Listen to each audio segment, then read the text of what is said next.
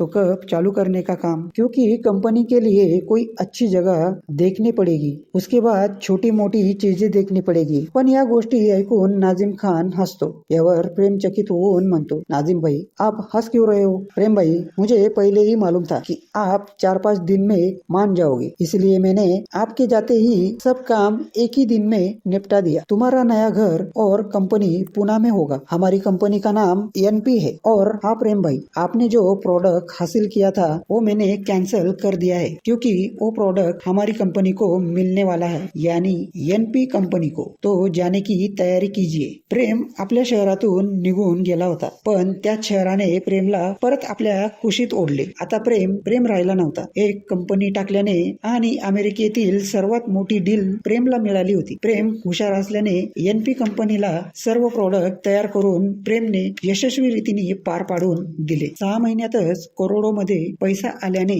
प्रेम वर्षातच एक नवीन रेसचा घोडा बिझनेस मध्ये ओळखला जाऊ लागला। दिवसेंदिवस प्रेमचे वास्तव्य जगासमोर येऊ लागले। वर्तमान पेपराचे पहिले पान फक्त प्रेमच्या नावाने ओळखले जाऊ लागले। एके दिवशी सपना पेपर वाचत असते। वाचत असताना सपनाला प्रेमचे नाव दिसते।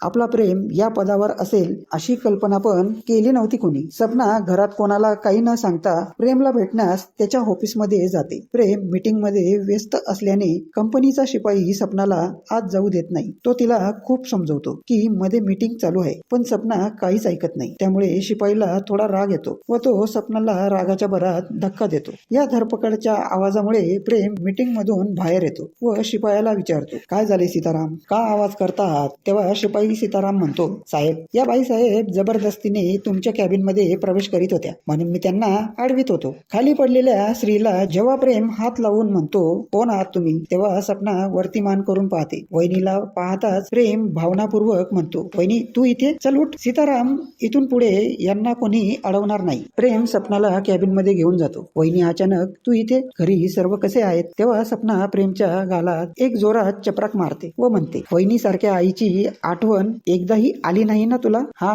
कशी येणार, जसा बाप तसा मुलगा, अशीच मन झाली ना? तेव्हा प्रेमच्या डोळ्यातून अश्रू वाहू लागले, पण त्यावेळी प्रेम काही बोलला नाही। तितक्यात पूजा आपल्या 3 महिन्याच्या मुलाला घेऊन येते व म्हणते, वहिनी तुमचा हा सर्वात मोठा गैरसमज आहे। प्रेमने तुमची प्रत्येक वेळी आठवण काढली। त्यांना वडिलांपेक्षा तुमची आठवण जास्त येत होती, कारण लहानपणापासून त्याची आई, मैत्रीण, बहीण सर्व काही तुम्ही होत्या। मग तो तुम्हाला कसा काय विसरेल? विसरले तर ते तुम्ही, आम्ही तुम्हाला कधी विसरलो नाही। पूजाच्या इतक्या शब्दांनी सपनाला काहीच फरक पडला नाही, कारण सपना पूजाच्या बोलण्यापेक्षा पूजाच्या बाळाकडे जास्त लक्ष देत होती। पण प्रेम मध्ये बोलला, पूजा विसरू नको, ती माझी आई समान आहे, आणि तू जर आता काही बोलली तर तुझा गाल लाल करायला मला काही वेळ लागणार नाही। यावर सपना म्हणते, बस झाले आता महाभारत, पूजा तुझ्या बाळाला माझ्याजवळ देणार नाही? यावर पूजा म्हणते, वहिनी तुमचाच मुलगा आहे, घ्या ना। आणि सॉरी वहिनी, कारण इतकं बोलण्याचा अधिकार मला नाही। अगं गप्प, आता तुझ्या जागी मी पण असते ना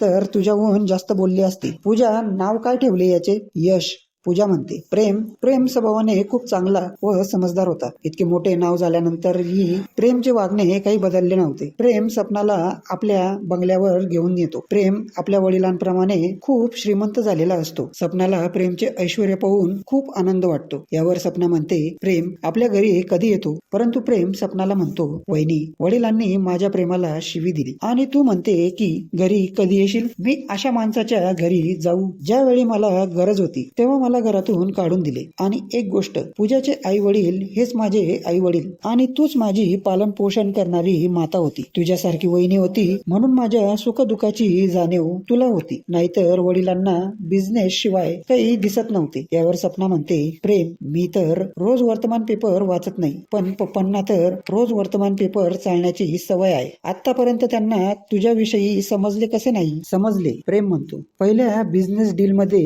मी व पप्पा आम्ही दोघं होतो। त्यांच्या कंपनीला मी प्रोडक्ट मिळूच दिला नाही। माझ्या युक्तीने मी त्यांना हरवून टाकले, आणि एके दिवशी ते माझ्या ऑफिसमध्ये पण आले होते, पण मी त्यांना सक्त वॉर्निंग देऊन काढून दिले। सपनाने प्रेमच्या डोळ्यात जो राग पाहिला त्याने एकच निश्चित होत होते की प्रेम आता आपल्या वडिलांचे तोंड कधी पाहणार नाही। प्रेमला तर फक्त भाऊ महेश व वहिनी सपना यांच्याविषयी प्रेम होते, बाकी प्रेमसाठी सर्व मृत झालेले होते। दिवसेंदिवस प्रेम यशस्वी होत गेला। नाझीम भाई अमेरिकेत बँकेतील कामं सोडून कंपनीला हातभार लावण्यास प्रेमची मदत करू लागला. दोघं यशस्वी राजे होते. एकाजवळ बुद्धी होती तर दुसऱ्याजवळ त्या बुद्धीला कुठे वापरायची याची युक्ती होती.